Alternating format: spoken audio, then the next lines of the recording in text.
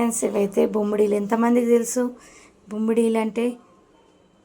బొమ్మిడీల curry, బొమ్మిడి చేపల curry ఈరోజైతే ఎలా చేసినా చూడండి. బొమ్మిడీలు అయితే మేమైతే ఇలా కాల్చుకుంటాం. ఫస్ట్ అయితే మంట పైన అయితే. మీరు ఎలా చేస్తారో తెలియదు కానీ నాకైతే మేమైతే ఇలా చేస్తాం. బొమ్మిడీలు అయితే నేను కాల్చుకున్న తర్వాత కట్ చేసుకొని మంచిగా కడుక్కొని నీట్గా పెట్టుకున్నా. తర్వాత ఆయిల్లో కొంచెం వేయిస్తా. ఆయిల్ వేయించినాక పక్కకు పెట్టేస్తా. ఆయిల్లో కొంచెం ఫ్రై చేసుకుంటా. మనకు కావాల్సిన స్మెల్ ఉన్నది కూడా వెళ్ళిపోతుంది.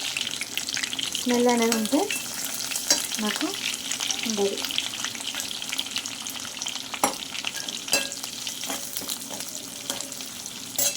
ఇలా కొంచెము నూనెలో వేయించుకున్నాక తీసుకొని మళ్ళీ పక్కన పెట్టుకోవాలి.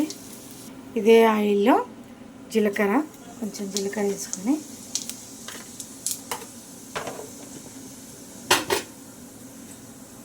ఆనియన్ కూడా వేసుకోవాలి. ఆనియన్ కొంచెం ఎక్కువనే కట్ చేసుకోవాలి. ఆనియన్ కూడా వేసుకోవాలి. ఆనియన్ గోల్డ్ కలర్ వచ్చేలాగా వేయించుకోవాలి. ఆనియన్ అయితే గోల్డ్ కలర్కి వచ్చేసినాయి. అల్లం పేస్ట్ అయితే వేసుకుంటున్నా. వేసుకొని మంచిగా కలుపుకొని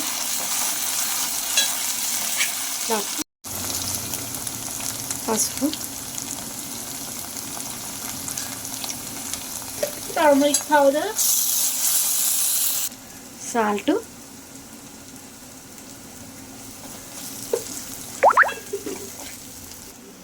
మనము వేయించుకొని పెట్టుకున్న బొమ్మిడీలు మంచిగా కలుపుకున్న తర్వాత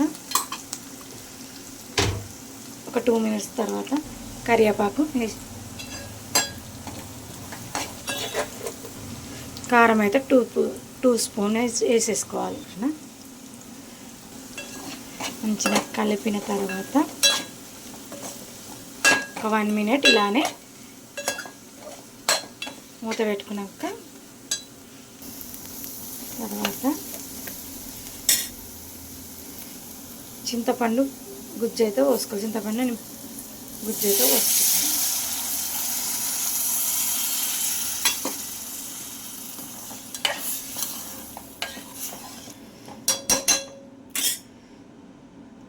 ఆయిల్ అనేది పైనకు వచ్చే వరకు మూత పెట్టేసుకొని పొయ్యి మీద ఉడికించేసుకోండి. కుక్కర్లో జీలకర్ర, మెంతులు, ధనియాల పొడి వేసేసుకుంటున్నా. కొద్దిగా గరం మసాలా కూడా వేసుకుంటున్నా. టేస్ట్ కోసం చాలా బాగుంటుంది. మన కర్రీ అయితే దగ్గరకు వచ్చేసింది. ఒక 5 మినిట్స్లో కర్రీ అనేది పూర్తయిపోతుంది. కర్రీ అయితే కంప్లీట్ అయింది. ఆయిల్ అనేది పైనకైతే వచ్చేసింది. చూడండి ఫ్రెండ్స్, ఆయిల్ అనేది పైనకి వచ్చేస్తుంది. కర్రీ అయితే ఆయిల్ అనేది ఇలా వచ్చేస్తుంది. చూడండి, కంప్లీట్ అయిపోయింది కర్రీ అనేది. స్టవ్ ఆఫ్ చేసుకొని తినేయడమే. ఎంతమందికి బొమ్మిడి చేపల కర్రీ అనేది ఇష్టమో చెప్పండి. బొమ్మిడీలు అంటారు, బొమ్మిడి చేపలు అంటారు. మేమైతే బొమ్మిడి చేపలే అంటాము. Boy friends. కర్రీ అయితే సూపర్ టేస్ట్.